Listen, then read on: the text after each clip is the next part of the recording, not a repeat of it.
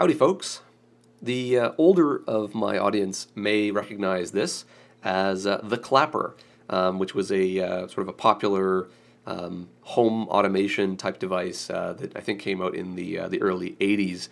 And the idea behind this is you clap your hands and you can turn on and off the switched outlet, which lets you turn on lights and stuff by just clapping anywhere in the room. And of course, it's pretty convenient. And this one is dated 1984. Sorry about the super glare on this aluminized sticker here, but this is the the original trademarked clapper by Joseph Enterprises. It's got a 1984 copyright date on it, and I do believe this is the original design. I picked this one up at a thrift store a couple years ago, and I use this daily. This is in my bedroom, and I use it to control my lights, so they don't have to get up and walk across the room to the light switch, which is by the door, where it is in most people's bedrooms. So I've used this daily, and it's been pretty useful. I know that some of these are kind of controversial. Either they work great for some people, or some people absolutely despise them. So I'm one of the people who likes this. So I ended up picking up another one, and that's of course the whole topic of this video. But I believe this is the original design. And anyway, I picked up a new one, and this is the new design. This is the 1984 model, and this one is the 2020 model. It may have existed before 2020, I think it did, but the box at least has a 2020 copyright date on it. The back of this says 1992 copyright date on it, so I don't exactly know when this design first came out, probably somewhere in between there. And they've changed it a little bit, obviously. They've now got two outlets. You can do 2 claps for this outlet, 3 claps for this outlet. They've got some status indicators, the microphone hole. This one has a gain switch instead of a gain dial. And there's no pass-through. They've removed that functionality. But other than that, it's basically the same thing. And they want like $40 for these. I wouldn't pay $40 Canadian for this. I got this one half price, which I thought was reasonable. And anyway, I bought this because I want to switch 2 things in my bedroom, and I'm going to move this to another room. And I just wanted to take this sort of opportunity to compare these 2 things and see, in the last 35 odd years, how the design of this has evolved into this. I suspect the insides, of course, are going to be quite a bit different. Obviously, the functionality of this is different. But at the same time, this is from before the era of cheap microcontrollers, and so this is all discrete. I know for a fact that this is all just discrete chips. And this, I suspect, is going to be based on a microcontroller, just because of the advanced features that this has. If this was a bit simpler and they'd omitted a couple things, they could have easily done this with the same discrete chips that are in here, because all the logic in here is going to still be manufactured to this day. All those chips are going to still be in production. So you could clone this very easily, but I suspect for usability improvements, they've added a microcontroller, and I'm sure it also helps them reduce cost. So without further ado, let's start by tearing these things apart one at a time, and we'll take a look at what's inside and how they differ. Let's take a look at the original design first. So I've popped the back off camera because it is quite annoying with the clips. But just holding the case together here, it's got the microphone hole, we've got the clapper controlled output, which is 300 watts, and then there's just a pass-through here, which they've rated at 960 watts, so that just isn't switched. And you'll notice that these outlets are backwards compared to the input, of course, which has the neutral on the left-hand side. This one, the neutral is on the right-hand side. That's just how they've done it to make it cheaper. We've got a gain control, which is just a pot here, and that's it. Nothing else of interest anywhere on here. So once you pop the clips off, the front just comes off. There's nothing interesting on there.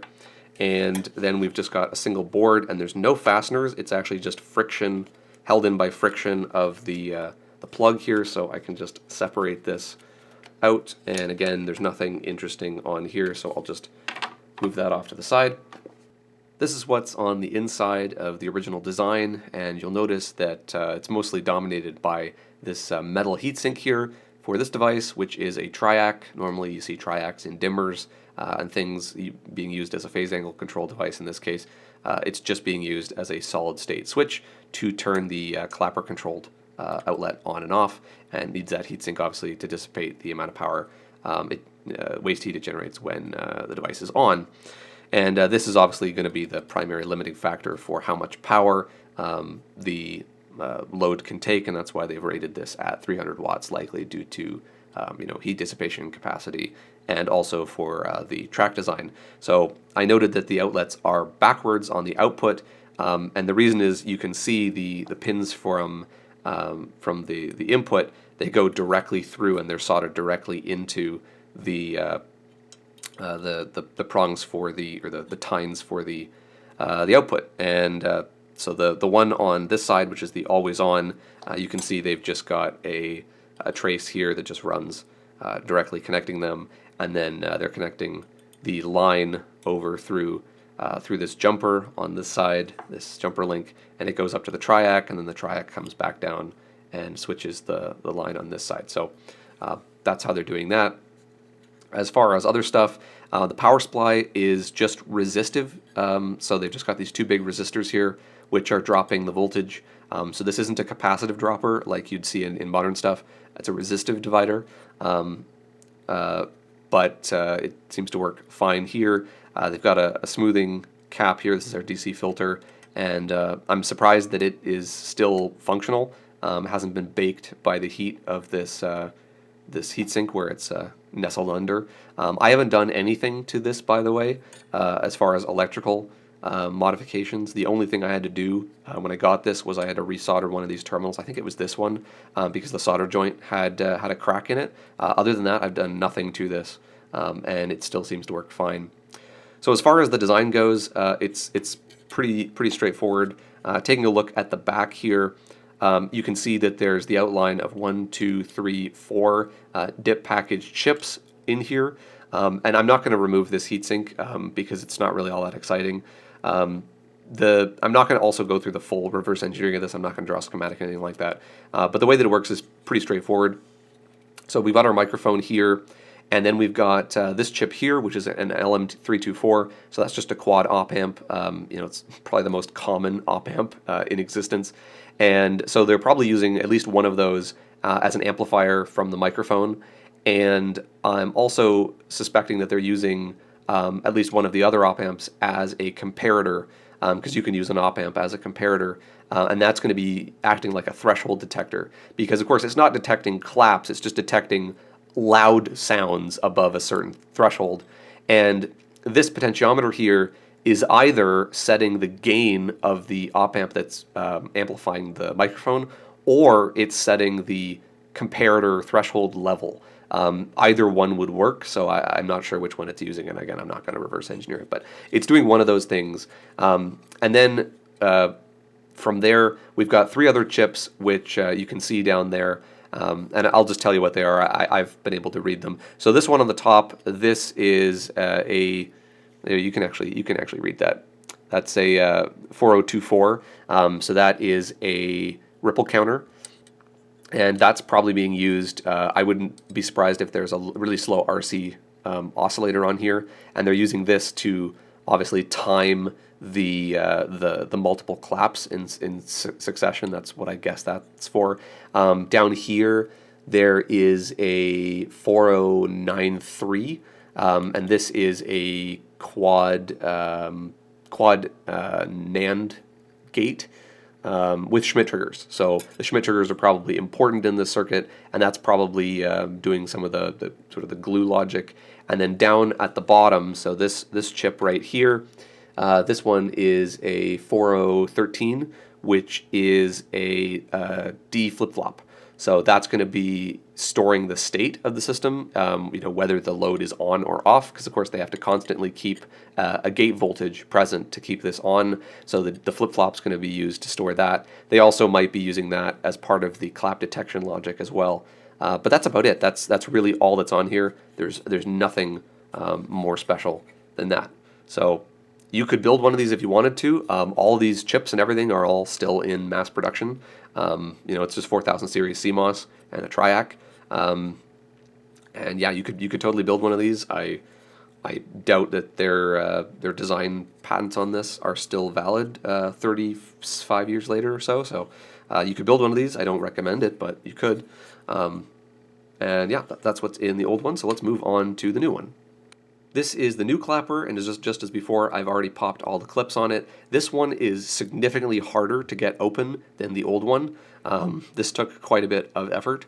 But this one, you can see we have our 2 outlets, so that's one of the new features. The new one is that it can do both 2 claps for the top outlet, 3 claps for the bottom outlet. And you'll notice that they are only 200 watts max each, so that's actually a downgrade from the 300 watts on the original.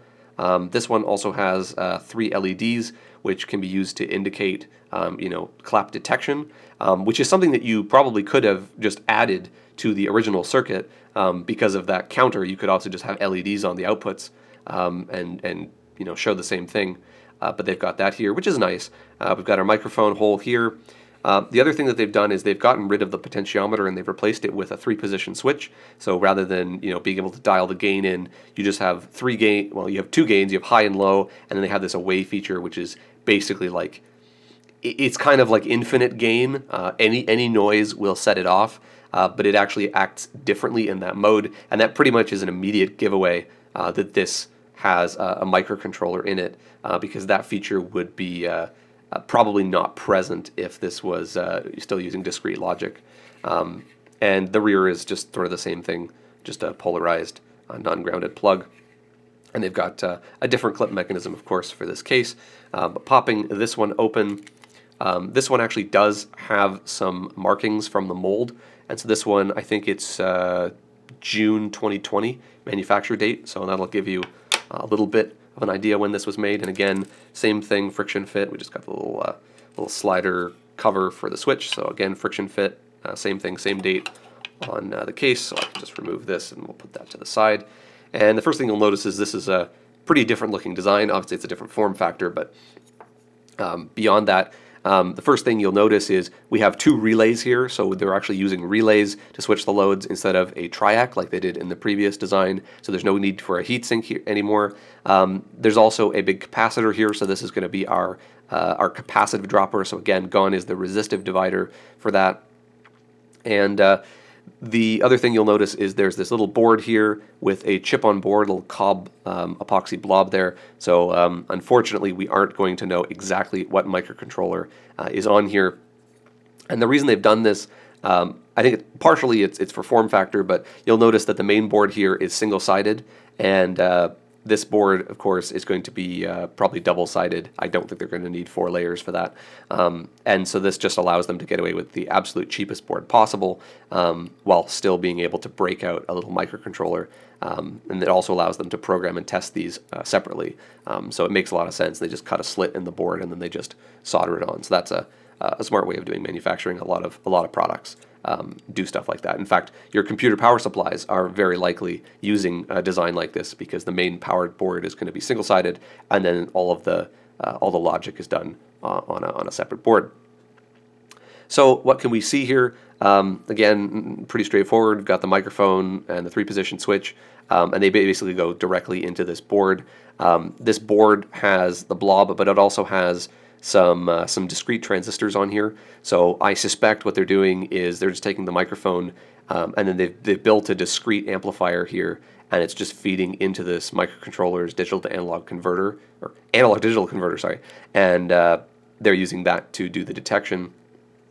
Our capacitive dropper, we've got our smoothing caps here. The brand is Fujicon, so I feel like I've heard that before, but they're not a big name brand, but they're also not horrendous.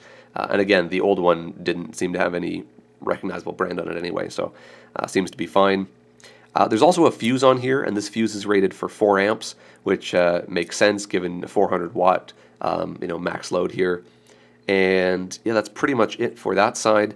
And the back, of course, is all there's no components on this side; it's all just traces. And so the keen-eyed viewers would probably have noticed that these relays here, which are, I'm not even going to try and pronounce that, they're 15 amps at 120 volts. And so the 200 watt rating for these loads is exclusively determined by the wiring and traces. So these relays are rated for the full 15 amps, but they've chosen to, probably for cost reasons, to not bother to provide enough current carrying capability on the board for the full 15 amps. So this red wire here is actually the jumper for the neutral from the top outlet to the bottom, and so they've gone to do this instead of a link, probably for board area. There doesn't appear to be enough space here to put a link, so they've just gone with a wire. And this doesn't look to be thicker than 18 gauge, as far as I can tell. So really, these kinds of traces here, those are going to be the limiting factors. So if you have one of these and you want to switch something that's bigger than 200 watts, all you need to do is just beef up this link, beef up these links. So you could just take a big thick wire and solder it on one end and solder it on the other end, because that's where the current's going to go. And once you've beefed up all the necessary tracks, then just swap out the fuse for a 15 amp fuse, and then you can switch bigger loads. I don't see any reason as to why you couldn't do that, because the relays are rated for it, and the power supply and everything for the logic doesn't have anything to do with the load of the current of the loads. So yeah, it's kind of sad to see they haven't done that, but they may just want to enforce that people are using this for lighting and they're not putting heaters or other big appliances and stuff on this, because this of course is a UL listed appliance, and they probably wouldn't get those listings if they had done this differently. But then again, I'm not too familiar with the way that UL does certifications of these kinds of automated on-off devices, things like those timers and other assorted stuff. So yeah, that's the difference between the old and the new. 35-ish years of design has definitely caused a change in this. I don't know if there is a different, there's probably another design that sits in between these two. This is the original design as far as I know, and this is the most modern design, and there's probably something in between. But I'm not surprised it uses a microcontroller now. It's definitely a lot better with the microcontroller. They reduced the time in between the claps to about half a second, which is what people expect. They've added the third clap detection, which would have been possible on the old design. You would have needed a lot more circuitry to do it, but it would have been possible. LEDs again would have been possible, but it's easier here.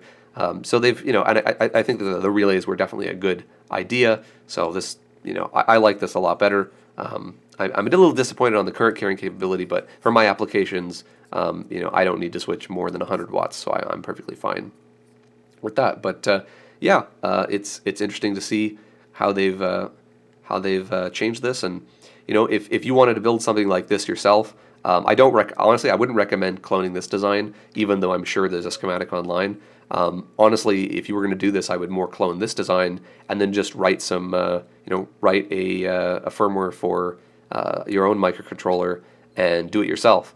And if you do that, then you could, because it's a microcontroller, you could use like an ESP32 or something and have it Wi-Fi connected, and do lots of home automation that way, which would be kind of cool. I'm not going to do that because I have other projects to work on, but that could be interesting, and I'm sure probably there's some open source design already for it. One thing I forgot to mention, so because this is just a blob, we won't actually know who makes it. However, on the bottom side of this board, there's a bunch of test points, and they're labeled VCC, VSS, PA0 through PA4 for GPIOs, and then there's a VPP pin. And so this is just basically just a breakout of the micro, and it's 8 pads for probably an 8-pin microcontroller. And if they've kept the same labeling as the original, as the part, this may sort of allow you to narrow down what kind of microcontroller they're using, because some companies like for example Microchip, they use the VPP for the programming voltage pin, and PA0, if those are the original designators for the original pins, you may be able to figure out at least what vendor and possibly even what family of microcontroller they're using. I'm not going to go to the effort of trying to find that out, but if you really were interested, you could probably do that, and you could probably hook up a programmer to this, but I would very much suspect it's either read protected, or it's a one-time programmable, fused chip, where it's not flash based, and so you couldn't reprogram it if you wanted to. But yeah, if someone wants to go through the exercise of that, you could totally try it. But But yeah, that's what's inside these things. So hopefully you found that interesting. And till next time, bye.